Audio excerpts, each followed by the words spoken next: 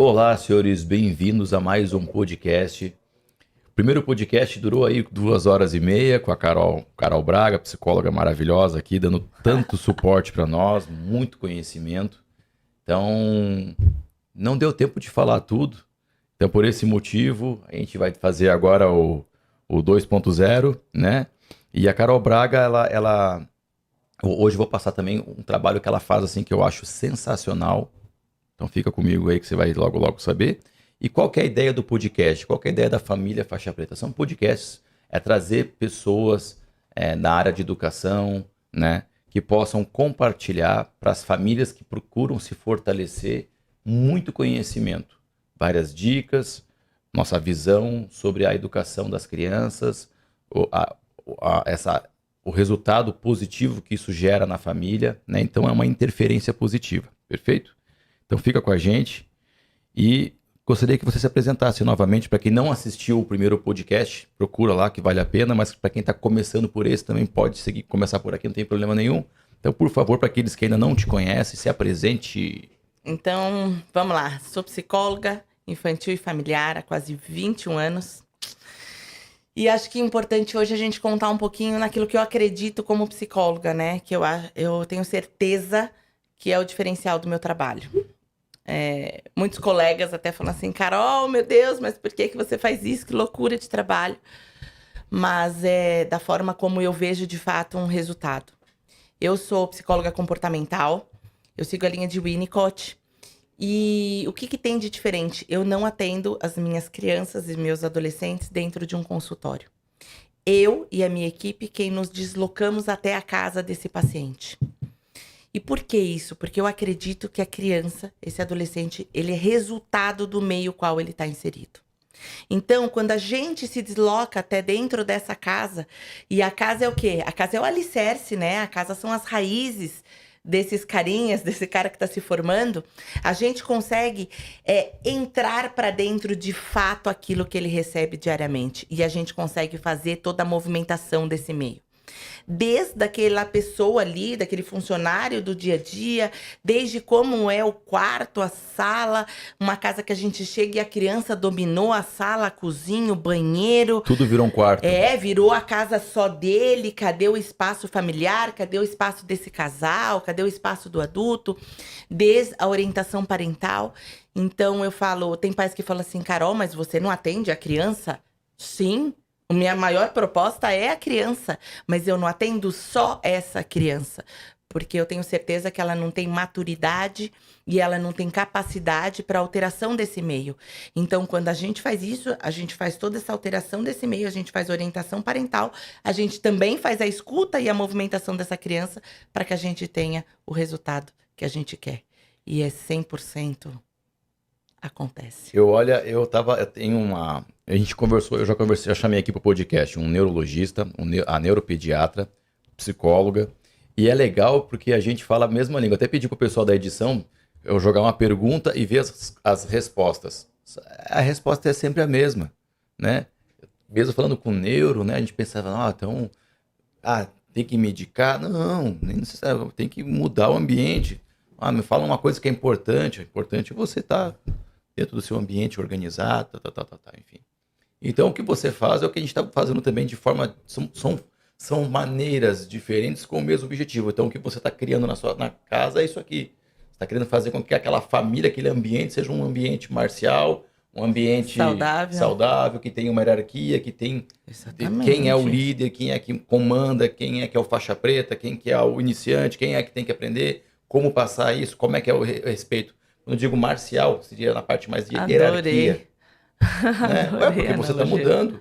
É a mesma coisa, o pessoal chega ali na escola e eu não coloco uma pessoa para ministrar aula, deixo as crianças escolherem o que elas vão fazer. Vira uma bagunça. Não tem mais eles não seguem mais um código, não tem mais conduta. Vira uma bagunça, porque é o que Você elas perde querem. o princípio, na verdade, né? Sim. Volta a falar, a criança ela tem que brincar, ela tem que se divertir, mas uma coisa que eu não lembro quem foi que falou, mas era um filósofo, que ele diz o seguinte, a criança tem que ter muita liberdade com limite. Como Sempre. assim? Ela tem que ser livre, ela tem que brincar, mas ela tem que entender até onde ela pode ir que não atrapalhe o próximo. E, inclusive nas próprias brincadeiras, o não quebrar o brinquedo, como administrar esse brinquedo, aonde você pode brincar com esse brinquedo. Porque um brinquedo de água, normalmente, você não pode brincar na sala da sua casa, você tem que ir pra fora, pra uma área externa. Então, tudo na vida, né? É saber viver em comunidade, né? Exatamente. E também uma coisa que a gente passa para as crianças, né, no dia a dia é a questão da empatia.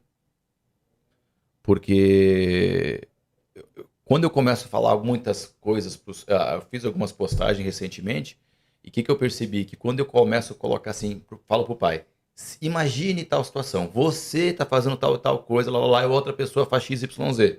Como é que você se sentiria? Aí a pessoa, o pai fala, me sentiria mal. Só que vocês não fazem com o seu filho, cara? Faço. Então, se para nós é importante ter empatia, para a criança também é. Porque senão ela vai tratar a outra criança com às vezes numa forma errada, numa forma que não saudável nem para ela nem para outra criança, né? Então ela pode perder uma oportunidade de fazer uma maravilhosa amizade lá, porque ela não soube se portar, porque ela não soube até onde ela podia ir. Mas você sabe que eu acho que isso serve tanto pro mais quanto pro menos. O que que eu quero dizer com isso, Plente? Não só aquele pai agressivo, por exemplo, né? Que grita, que exerce uma forma agressiva de se expressar, como aquele também que é ausente e permissivo. Porque nem 8 e nem 80. Essa criança que tem um pai permissivo são as crianças que vão pro núcleo social deles, para uma escola, alguma coisa assim, e não dão conta dos processos. Então vai ter uma aula de educação física, vai ter pega-pega. Essa criança fala, eu não gosto de brincar de pega-pega. Não é real, é porque ele não se sente capaz de, né? Porque ele não sabe se posicionar, ele não sabe onde é o lugar dele ali. É aquilo que a gente conversou um pouquinho antes do podcast, falando sobre a necessidade de brincar, que muitas crianças falam, estamos antecipando já o próximo tópico. Eu não quero brincar, eu não gosto de brincar. E o pai fala, meu filho é extremamente adulto, ele nem brinca, né? Ele já está num outro nível já de consciência, ele só prefere ficar com os adultos. Quem são esses adultos? Papai e mamãe, claro, o porto seguro dele. Mas por que ele não brinca, então? Muitas vezes porque ele não sabe lidar com outras crianças, ele tem medo de se expor, ou ele acha que ele é inferior, que ele vai chegar lá. Claro, isso é uma regra? Não, não é. Mas é a massa, mas é a maioria. A maioria.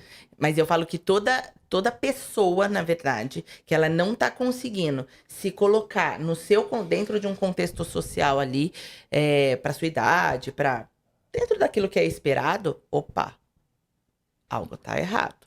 Algo não tá legal. Porque somos seres sociais, Será né? que ele realmente é tão evoluído ao ponto de não querer brincar? Ou ele tá com uma dificuldade de fazer isso? Mas pra mim, todos os seres que são evoluídos buscam estarem nos seus iguais ali, Fica aí brincar contra a criança. Fica aí o pensamento. Fica aí o pensamento. A gente não tá aqui para julgar ninguém, tá? São casos que eu escuto, mas eu acho muito estranho.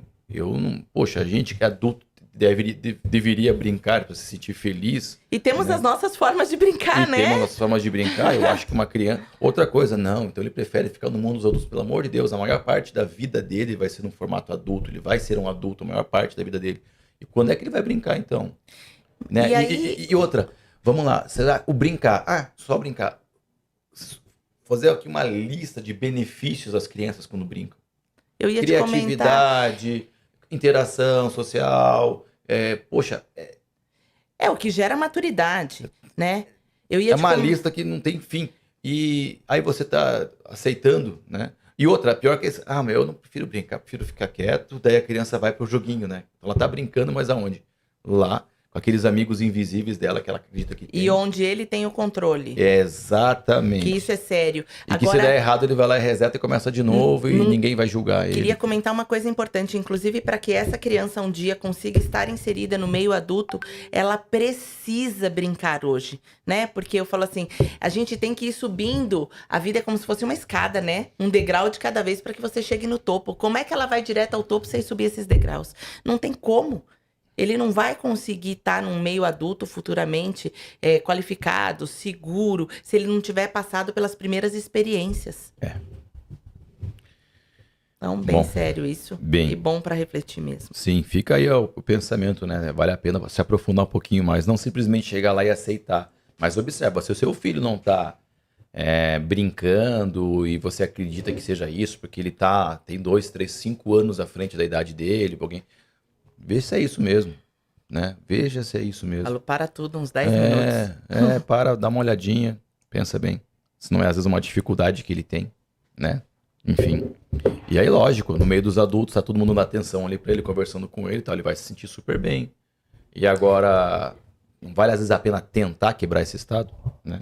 E o adulto acaba fazendo uma condição favorável para essa criança, favorável, falo entre aspas, com um olhar leigo, né, favorável, porque se a criança quer isso aqui, eu não vou discutir normalmente com ela, né, ela quer aquele brinquedo, você tá na mão, você dá, né, mas é importante que ela tenha um amigo que discuta, que queira também, que divida espaço, para ele entender onde é o dele, onde é o do outro, se empresta, se não empresta, por que não empresta, então esse tem que ser o mundo para que um dia ele consiga estar lá, como a gente falou antes. E voltando ao tópico que você falou, né, que você até comentou, eu acho sensacional isso de você ir lá e interferir no meio, né, naquela comunidade, naquele núcleo familiar. A gente também ministra algumas aulas, né, em domicílio. E aí você entende claramente porque a criança às vezes não tem disciplina, você entende claramente porque aquela criança faz birra. É só de ir lá na casa, você já fala, nossa, olha isso. Aí é incrível, né? E a gente às vezes acaba podendo também colaborar pelo fato de a gente ir até a casa.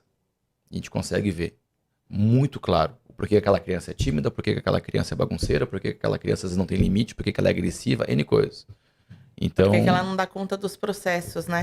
Eu falo que só abrir a porta, né? Quando eu tenho uma criança, por exemplo, de 3, 4 anos atendendo um interfone, eu falo, pronto. Quando eu recebo isso, eu já falo, para tudo. Ela já tá num lugar onde ela não tem maturidade para estar. Né? Porque como uma criança dessa tem discernimento para liberar ou não alguém. Eu falo que muitas vezes a gente não precisa nem entrar. Então, quando eu abro a porta e vejo as salas e viram assim um parque de diversão, né? Aonde que é o espaço dessa criança, né? Essa criança dominando essa casa. Ou muitas vezes mesas de jantar, espaços na cozinha cheio de tralhas. Cadê o espaço de alimentação dessa criança, né? Então, assim, eu falo que o simples estar a gente já entende 90% dos processos. A gente fala de rotina, mas também tem a questão do espaço. Sim.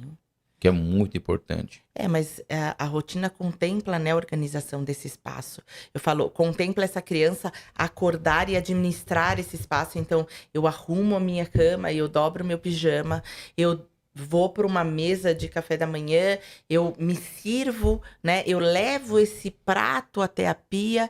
Eu falo que hoje em dia os pais querem príncipes e princesas, né? Igual nos parques aí de diversão mais desejados do mundo, porque as crianças elas não entendem que para eu ter esse copo de água aqui, eu preciso de alguém que pensou em comprar esse copo, alguém que trabalhou, teve dinheiro, que pagou, que trouxe, que lavou, que colocou a água, da onde veio essa água. É um processo que para nós parece tão pouco, né? Quando a gente olha assim, mas é o que transforma a vida dessa criança, ela entender para que ela valorize. Aí eu vejo os pais falando assim, poxa, meu filho não valoriza tudo que ele tem tudo do bom e do melhor, a melhor escola, os melhores brinquedos, o melhor carro, o melhor babá, melhor... Mas como que ele vai valorizar algo que ele não sabe nem porque se precisou ser conquistado? Ele tem tudo, ele chega à mesa e o pratinho está pronto. Né? Ele vai tomar banho, o pijama está separado. O shampoo está na posição e alguém aperta e lava o cabelo dele e ele está lá desenhando no box. Né? Cadê o processo? Ele não entende do processo. Como é que você vai valorizar algo que você não sabe? E tem uma coisa que é muito simples, né? Algumas vezes você chega pra criança, por exemplo, a criança vai lá e põe a mão no vidro. Aí você fala, olha, vem cá, vou te mostrar, tá vendo ali, ó? Ficou marcado. Então não põe a mão no vidro, porque toda vez que você coloca a mão no vidro, fica manchado, alguém tem que vir, tem que limpar. A criança, dia seguinte, pam, mão no vidro, sem problema. Agora vem aqui comigo, vem cá pegar o papelzinho, vem cá pegar o paninho, vem cá pegar, agora eu vou te ensinar. Agora você pega o papelzinho, agora joga o produtinho, agora esfrega. Não ficou bom, esfrega mais um pouquinho, vai, esfrega. Ainda não tá tão bom, esfrega mais. A criança começa a ficar, nossa, tem que ficar...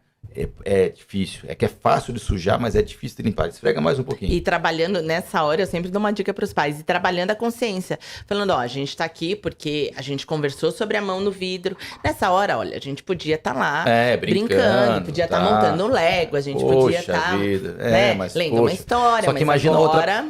mas imagina outra pessoa chegar aqui, que tem pessoas que não gostam de vidro sujo e ver esse vidro desse jeito. Não é assim que a gente recebe não as é pessoas? Assim, tal. Você acha mesmo que a criança vai colocar a mão no vidro de novo? Não põe. Vai pensar 5 vezes. Uma vez eu lembro que eu tinha tinha um parente meu que tinha um vaso assim, cheio de moedas antigas. E entre essas moedas tinham bolinhas de isopor. E ele falava, não mexe nas minhas moedas. Aí falou isso pra criança, a criança pensou que eu vou lá, né? Fui lá, né? Morava todo mundo junto lá, não mexe nas moedas, deixa as moedas quietas lá. E algum dia aquilo não entrou aqui e saiu ali. Eu fui lá e derrubei aquele monte de moeda e curti as moedas e tal. Depois fui até colecionador de moeda durante um tempo. Enfim, ele chegou. E eu, né? Ele olhou para aquela situação, ele falou, você mexeu nas minhas moedas? Então agora você guarda. Só que a casa era o chão era madeira e tinha frestas. Só que ele falou, não é só para guardar as moedas, eu quero que você guarde todas as bolinhas de isopor. E eram muitas bolinhas. Eu fiquei um tempão. E aí quando a minha avó viu que ela quis ajudar, ele falou, se você ajudar, você vai estar prejudicando ele. Olha que legal. Ele não vai estar aprendendo o processo. Vocês acham mesmo que eu quis mexer naquelas moedas depois de novo, sabendo que aquelas bolinhas iam cair lá, eu ter que ficar lá horas arrancando aquelas bolinhas, naquelas frestas. As bolinhas de isopor. Ah, e ele falou, limpa as bolinhas, porque a bolinha é branca, não dá pra deixar ficar com poeirinha, com não sei o quê. Nunca mais. Mas é isso que eu falo das crianças entenderem o processo. Sim. Né? As pessoas têm muita dificuldade de permitir que essas crianças participem e aprendam os processos. Isso não é escravizar, isso não é colocar... Você só está ensinando. Você está ensinando. Mas eu tenho muitos pacientes que falam, mas eu tenho fulano que faça, né? Aí a gente volta um pouco para quem assistiu o podcast anterior que a gente falou. É muito mais fácil educar para aquele que não tem. Porque daí você não tem, as crianças têm que ajudar. Quando se tem é mais difícil, porque é nessa hora que os pais precisam parar e pensar na importância dessas crianças, independente de ter ou não ter, participarem. Sim. Né?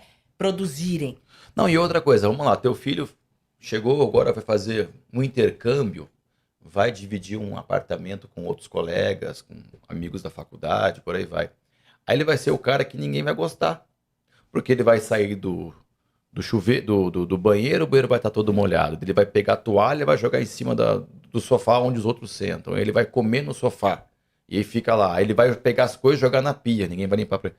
Então vai dar estresse. Então ele não tem empatia, ele não sabe deixar bonitinho, organizado pro próximo, né? Ele não identifica o outro, né? E também não se sente capacitado para, né? A autoestima... Nesses casos é muito sério. Ele nunca se sente suficiente. E aquele livro, né? Arrume a sua cama. Então a gente quer ensinar eles a fazerem isso para o bem deles. Outra coisa o ambiente ele interfere na vida da criança, na vida do adulto. E assim, se ele for desde pequeno uma criança ali que brinca, curte, mas acabou, ele vai lá e guarda. Acabou, ele vai lá e organiza, tudo mais. Ele vai ter uma vida muito mais assim... próspera, porque o ambiente fica mais organizado, ele não fica perdido, bagunçado, ele gosta daquilo. Então quando ele tiver a empresa dele vai ser mais organizada, ele vai gostar, ele vai curtir ter uma coisa organizada, ele vai curtir ter uma agenda, ele vai curtir ter enfim, uma organização, um protocolo para as coisas, porque se é uma criança bagunceira, desorganizada, ele vai levar isso lá pra frente, ele nunca vai saber. Posso aproveitar, Plentes, para fazer um comentário sobre isso, que eu noto... Por favor. Que os pais, eles ficam esperando uma idade para. Eu falo que dentro da vida daquele bebê que acabou de nascer, ele já começa a fazer parte dos processos, né? Porque nós, adultos, temos dificuldade de entender o que aquele bebê, muitas vezes, está significando, nos contando, né? Mas ele já tá ali fazendo parte do meio, ele já tá observando, ele já tá aprendendo aquela riqueza. Então você tá ali com seu filho no chão, ali brincando, né? Você tá ali com um chocalho ali em cima dele e tal. Aí você é aquele pai que coloca o chocalho ali onde ficou, no chão mesmo, e vai amamentar esse bebê. Pronto, já tem uma desorganização. Então, com esse bebê, ao pegar esse bebê, filho, a gente vai colocar esse chocalho aqui nessa caixinha, onde é o lugar, nessa prateleira, onde é o lugar, e vamos, né? Eu troco a fralda dessa criança, acabo e organizo esse trocador, e com esse bebê no colo, eu vou ao lixo jogar. Isso já é fazer parte do processo. Então, dentro da vida desse bebê, o ambiente fica totalmente a gente diferente. já trazer o processo. Não é que ele precisa pegar a fralda com 1 mês de idade, jogar no lixo. É ele fazer parte desse contexto. A gente tem uma caixona de brinquedo do lado do Dudu, e aí eu falo assim, cadê o carrinho? Né? Aí ele vai procurar. Se eu falar, pega o carrinho, é porque ele já sabe que tá dentro da caixa. Eu falo, pega o carrinho. Ele já vai atrás. Ele vai na caixa. Se eu falar, cadê o carrinho? Ele procura. E aí, eu pensei, poxa vida, se ele entende, pega o carrinho, ele vai na caixa, e se eu falei, cadê o carrinho, ele procura? E se eu falar, guarda o carrinho. Pronto, acabou. Simples assim, guarda o carrinho, ele sabe que tem que pôr na caixa. Então, a gente muitas vezes menospreza. Ele não vai saber. Você tentou? É incrível. E, na verdade, quando é muito natural. Quando eu cuido dos meus pacientes, acontece muito, né? Eu cuido dos pacientes desde que os pacientes estão gestantes. E eu ouço muito uma frase. Nossa, Carol, mas o bebê já tem problemas? Eu falo, não, eu não trabalho com problemas. Eu trabalho para evitar esses problemas, né? É o meu maior sonho. É o dia que eu trabalhar só com a falta de problemas. Eu ainda não cheguei lá, mas vou chegar, né? É justamente isso. É você criar um ambiente para essa criança desde que ela nasce. Porque eu não quero pegar esse cara lá com 5, 6 anos, fazendo escândalo, batendo, xingando os pais, porque ele não vai guardar nada. Eu quero que para ele seja natural, que seja uma coisa saudável, né? Que ele curta fazer organize aquilo. e que talvez um dia ele esteja mais cansado e falar, pai, me ajuda aqui. Ai, pai, posso negociar hoje com você? Posso hoje deixar o Lego aqui e amanhã de manhã? Tá tudo bem, mas você é um cara que reflete, é um cara que negocia, é um cara que tem argumentos. Até isso a gente gera, né? Sim. Então não precisa estar tudo perfeito. Aliás, o ótimo é inimigo do bom. A gente falha, tá tudo certo. Mas, inclusive, para que a gente erre, a gente precisa saber como que é o acerto. Então, é muito importante que a gente cresça esses bebês, essas crianças, num ambiente saudável. Mais uma vez, por isso que a gente tem que ir para dentro da casa dessas crianças. Porque no consultório elas funcionam comigo? Muito bem, sempre brinco com os pais. Quer mandar um dia lá em casa? Te devolvo amanhã novinho. Mas quando chega, o meio não é propício. E eu acho que também tem mais uma questão também de você... Muitas vezes a gente quer ensinar as crianças, mas ensinar também o que a gente está fazendo aqui, que a gente está trazendo conteúdo para os pais. Quando a minha ideia, né, de formar esse material bacana para os pais, é porque assim, não adianta a criança seguir as tuas regras, as tuas ordens ou as minhas, mas sim a do pai.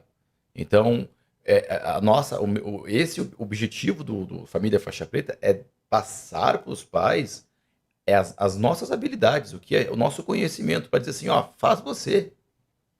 Com certeza ele prefere um elogio teu do que o meu, ele vai querer um parabéns teu do que o meu. Até a gente é para ser segundo plano. Somos Mas substituíveis. a gente só quer passar, o que a gente estudou e que funciona é isso. Mas você que vai colocar em prática, né? Eu falo para os pais, eu aqui dentro da casa de vocês sou orientadora, né? Eu sou substituível, não sou imprescindível e nem posso ser. Então tem pais que falam assim, doutora, mas você não pode ficar mais horas aqui em casa? Assim você faz o processo? Não Chega posso. De mala e cuia. Né? Não posso, por quê? Porque comigo vai funcionar, eu tenho toda a técnica e experiência, né? Tem que funcionar com eles. E para tudo na vida existem caminhos. Por isso, mais uma vez, o Código Civil de cada família. Onde eu quero chegar. Qual é a minha missão aqui em cima, né? Porque a gente é orientador e cada um vai dar o seu toque pessoal em cima dessa nossa orientação para saber aonde vai chegar. Eu quero aqui e tá tudo bem, desde que você saiba aonde você quer chegar, lá qual é o seu princípio. Mas eu não posso fazer isso. É o que você disse. Eu imaginei a cena. Cheguei, abre o caminhão de mudança. É isso. E pijama. É, porque é o que os pais querem. Você sabe que, inclusive, pais que têm condições financeiras melhores já me fizeram propostas malucas. Oh, eu faço malucas. um puxadinho. E assim, eu falo, não adianta nada, porque assim, eu chego nas casas, as crianças não me batem, as crianças não me xingam. Minhas assistentes falam assim, nossa, mas eles não te batem, eles não te xingam, né? Pela minha própria presença. Eu jamais acuo essas crianças, não bato, eu não xingo, eu não grito. Mas por quê? Porque elas sabem exatamente pra que eu tô, quem eu sou, né? Mas eu quero isso comigo? Não, eu sou passageira na vida dessa criança. Quem tem que levar isso são os super-heróis deles. A gente só tem que passar. O nosso trabalho é passar a mensagem, o conhecimento e dar as ferramentas, né? A partir do momento que você tem o conhecimento, você entende aquilo, você já tem as ferramentas, a ideia é que vocês não precisem da gente. Exatamente. Né? Vocês não tem que ser dependente da gente. Eu brinco com os pais e falo assim, vamos começar a desmamar? Não, outra, a gente tem muito pai para atender, não dá para ficar com pai só, uma família só. Eu sempre falo, vamos desmamando? Não dá. Eu sempre digo isso.